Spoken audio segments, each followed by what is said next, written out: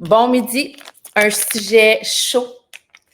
Honnêtement, on a, je pense, littéralement un problème avec la société. La périménopause, la préménopause est rendue un sujet qui est sur pratiquement tout le bout des lèvres des femmes qui ont à peine 30 ans. 40 ans, on dirait que ça y passe pas, tu ne peux pas y échapper. Puis 50 ans, on essaie de s'en sortir. J'ai envie de te parler de la périménopause que je nomme depuis 48 heures un phénomène, une situation où est-ce que ça a un dos extrêmement large. Puis comme je disais dans un post que j'ai fait il n'y a pas si longtemps que ça, c'est que la réalité dans le système qu'on a actuellement, c'est qu'au lieu de mettre l'emphase sur l'importance d'ajouter une alimentation vraiment, vraiment, vraiment naturelle dans notre assiette depuis toujours, dans le sens que c'est ce que j'enseigne à mes ados, à mes filles actuellement, parce que ça a un impact direct sur leurs hormones. Dans le fond, on oublie ces concepts-là. On travaille vraiment à mettre des pansements, à travailler avec des hormones qui sont bioidentiques, des injections. Bref, tu comprends que des petites pilules, toute la résultante, c'est on met des pansements, mais qui, selon moi, puis ça, c'est vraiment ma perspective à moi des dernières années, pourraient être majoritairement enrayés, voire même disparaître, parce que je ne vais pas donner de diagnostic. Je te parle selon mon expérience des 8 dernières années par rapport à moi-même et par rapport aussi aux milliers de femmes autour de moi qui sont venues cogner à ma porte et qui ont fait des changements dans leur assiette. Je pense sincèrement que si les professionnels, si la société se tournait vers l'origine de ce qu'on met dans notre assiette, on réglerait énormément, énormément de bobos parce qu'actuellement, je ne sais pas si je suis la seule. Est-ce que je suis la seule? Entends-tu parler de la périménopause, comme quoi il y a énormément de femmes autour de toi qui ont des symptômes incroyables. Puis honnêtement, je pense sincèrement, puis je le dis là avec toute mon expérience des dernières années, que c'est une question de mauvais substrat énergétique. Puis quand je dis mauvais substrat énergétique, ça veut dire que ce que tu manges t'amène une source d'énergie qui est le glucose. Et le glucose affaiblit, détruit littéralement le corps. Puis je comprends que dans ce cas-là, il y a peut-être des gens que c'est vraiment avec d'autres, tu sais, qu'il y a d'autres qui engendrent en fait des symptômes de périménopause. Mais j'ai envie de te dire que ce qu'on retrouve dans nos assiettes, puis je vais t'en nommer là, parce que c'est ça, là, les aliments transformés. Là, je suis convaincue que si on prend ces femmes-là qui ont ces symptômes-là de périménopause, qui se sont faites prescrire des hormones bioidentiques, si on regarde ultérieurement depuis qu'ils sont jeunes, parce que je fais partie, là, moi je suis des années 80, là, OK? Leur assiette, c'est des aliments transformés qui ont composé leur assiette dans leur enfance, adolescence, puis probablement encore dans leur jeune vie d'adulte, puis même encore aujourd'hui, même si ces femmes-là pensent bien manger, probablement qu'ils sont encore ultra tournées vers des produits céréaliers, vers des produits comme du quinoa, tu sais, tout ce qui en fait les grains à travers tout ça. C'est peut-être aussi majoritairement des femmes parce qu'on sait qu'il y a des liens directs à faire avec les bons gras et les hormones qui ont peur des bons gras, qui aussi, à travers l'alimentation, sont bombardées d'huile de mauvaise qualité. Il y en a partout, l'huile de canola, écoute, juste l'huile de canola, je vais m'en tenir à lui. C'est hallucinant comment on en trouve dans à peu près toutes les vinaigrettes, les marinades, dans des craquelins, dans des... Puis encore là, je te parle d'aliments transformés, il y en a partout. Et évidemment, l'excès de sucre qui est le glucose qui fait que ton corps n'est pas capable de revenir à l'état de base qui est vraiment l'acétose. Puis si je te raconte ça, c'est parce que moi aussi, j'ai eu les symptômes de périménopause. Moi aussi, avant l'âge de 33 ans, j'avais des douleurs au crâne tellement fortes qui fait que je m'étais abonnée au Tylenol depuis l'âge de 10 ans. Je souffrais littéralement de manière plus qu'une fois par semaine de mon cerveau qui voulait fendre en 10.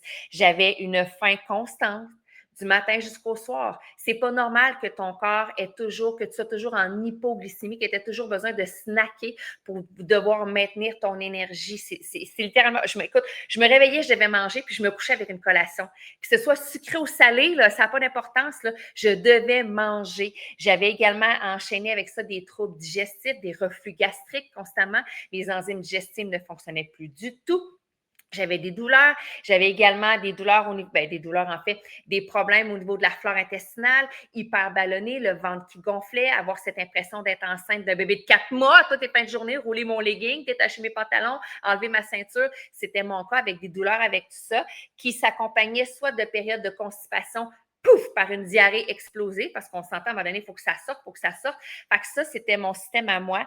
J'avais également un système hormonal. Et là, c'est à vous que je parle aussi, mesdames. Moi, ça faisait écoute, depuis que j'avais arrêté de prendre ma pilule contraceptive, quand j'ai décidé d'avoir ma première fille, Charlie, j'avais des cycles en fait, des cycles menstruels qui oscillaient entre 40 à 70 jours, des sommes nocturnes, une baisse drastique de ma libido. J'étais fatiguée en après-midi, je m'endormais le soir rapidement, tu comprends? J'avais tous ces symptômes-là, tous ces symptômes-là. Puis je ne sais pas si toi, c'était la réalité à l'instant, mais ce que je veux t'amener comme perspective, c'est que mon corps m'envoyait des signaux alarmants que je ne comprenais pas au début, que j'avais associé avec la préménopause, la périménopause, mais je me disais, ça ne fait pas de sens. Je ne peux pas avoir des symptômes de périménopause à peine à l'âge de 33 ans. Je suis supposée être dans l'engouement, comme la flore de mon système. Je ne suis pas supposée. Je ne suis pas supposée me sentir comme ça à peine âgée de 33 ans. Puis honnêtement, c'est là que j'ai compris que je devais faire des adaptations parce que je suis tombée sur la cétose. Je suis tombée sur l'alimentation cétogène. J'ai réalisé que les jeûnes, j'ai réalisé que la supplémentation pouvait m'aider. Et c'est ce que j'ai fait. J'ai pris ma vitalité en main, ma santé en main. Je suis devenue responsable de ce que je mettais dans mon assiette pour littéralement travailler à améliorer tout mon métabolisme. Fait que dans les 8 dernières années, j'ai littéralement changé mon carburant. Puis quand je dis changer mon carburant, c'est que j'ai commencé, oui, à prendre des ketones. Puis en plus, c'est la nouvelle saveur capotée que je n'ai même pas goûté encore. Je vais goûter après.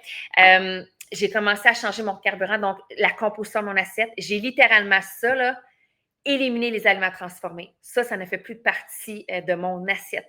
Tu sais, genre tout ce qui est produits céréaliers, des pains commerciaux, les pâtes alimentaires, mon Dieu, les craquelins, tout ce qui est transformé, là, que genre, tu peux pas le prendre à même le sol ou le cueillir ou le pêcher puis pouvoir le manger. J'ai éliminé ça. Je me suis mis à créer des recettes vraiment comme beaucoup plus simples. J'ai focusé énormément sur les mauvaises huiles. Si tu viens chez moi, tu sais, du beurre d'arachide au croustilles qu'on achète, peu importe, tout est fait avec des huiles d'avocat ou ça va être de l'huile d'olive ou de l'huile de coco. Mais les mauvaises huiles ont littéralement disparu de mon garde-manger, de mon frigo. Il n'y a rien qui rentre à la maison qui contient de l'huile de canola, mais absolument rien. OK? Tu arrives chez nous de manière spontanée, une surprise, puis tu fais le tour de mes armoires, tu vas faire comme « Oh my God, tu as raison, Émilie! » Fait que ça, c'est vraiment important. Puis évidemment, on a transformé cet excès-là de sucre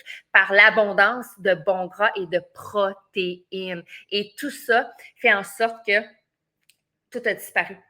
Depuis les 8 dernières années, je n'ai plus toute la liste que je t'ai énumérée tantôt, là, ça ne fait pas partie de mon lifestyle. Là.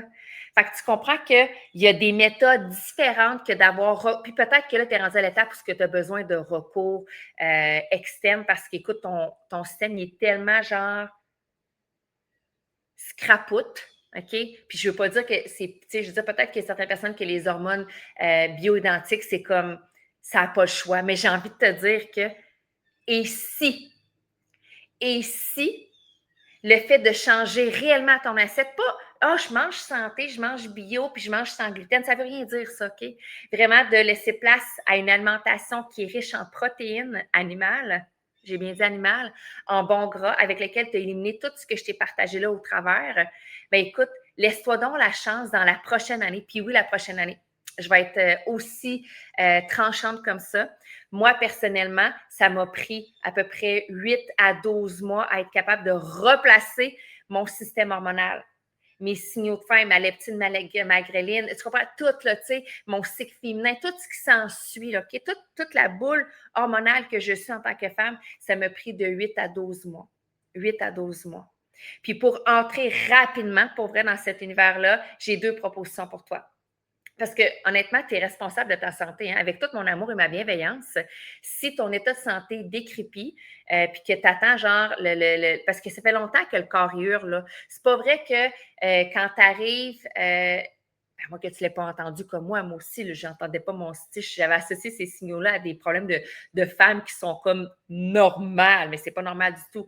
Mais on s'entend que si maintenant tu prends responsabilité de ton corps, j'ai envie de te dire que peut-être que tu vas t'éviter de te ramasser aux urgences tu comprends? Il y a des moyens naturels. Puis le moyen le plus, pour moi, de base, le fondement, c'est littéralement ce que tu mets dans ton assiette. Ça, c'est la première étape. Fait que la première étape, honnêtement, si tu veux vraiment te diriger vers une approche qui est naturelle, qui est puis nécessaire, là, on s'entend, là, manger naturellement, là, je veux dire, pour moi, c'est important, mais à travers mes enfants, puis je le redis, c'est vraiment important, j'ai un e-book qui est un e-book Kétosène gratuit. Fait que tu peux m'écrire Kétosène dans les commentaires si tu veux comprendre c'est quoi la méthode Kétosène, pourquoi justement on travaille non pas sur un excès de sucre, mais sur une abondance de bons gras et de protéines. Ça, dans mon e-book, tu vas le comprendre. Tu vas comprendre comment justement éliminer les aliments transformés, comment éviter les huiles de mauvaise qualité. Ça, c'est dans mon e-book.